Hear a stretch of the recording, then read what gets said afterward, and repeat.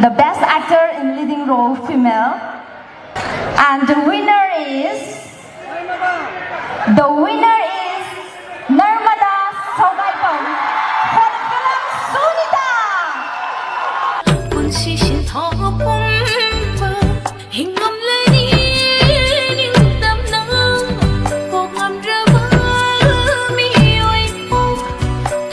애월한 시상식마다 푸딩과 한국의 사회 활동 등탐이요. Passion bakit sila dito? Passion halaw. Awat kansan sila. Aygo.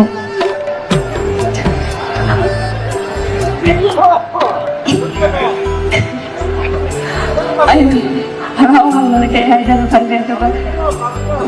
Ay, Sunita ki ꯑꯩꯈꯣꯏꯒꯤ film India ꯇꯤꯝꯗ ꯑꯩꯒꯤ ꯁꯤꯒꯤ ꯑꯦꯋꯥꯔꯗꯁꯦ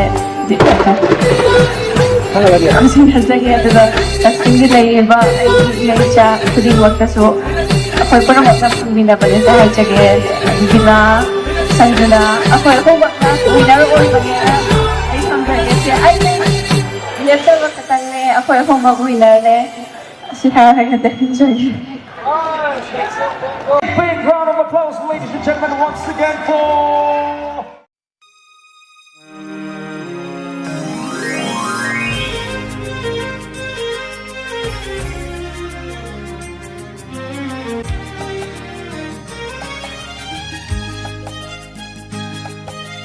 Inliba punsise, nungsiba gidamatni, nungsiba yaudaba.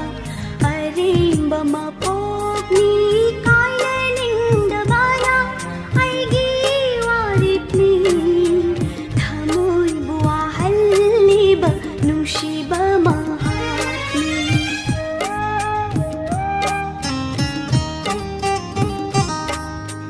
Inliba punsise nungsiba gidamatni nungsiba yaugraba Aremba mapokni kainaningdabana aigi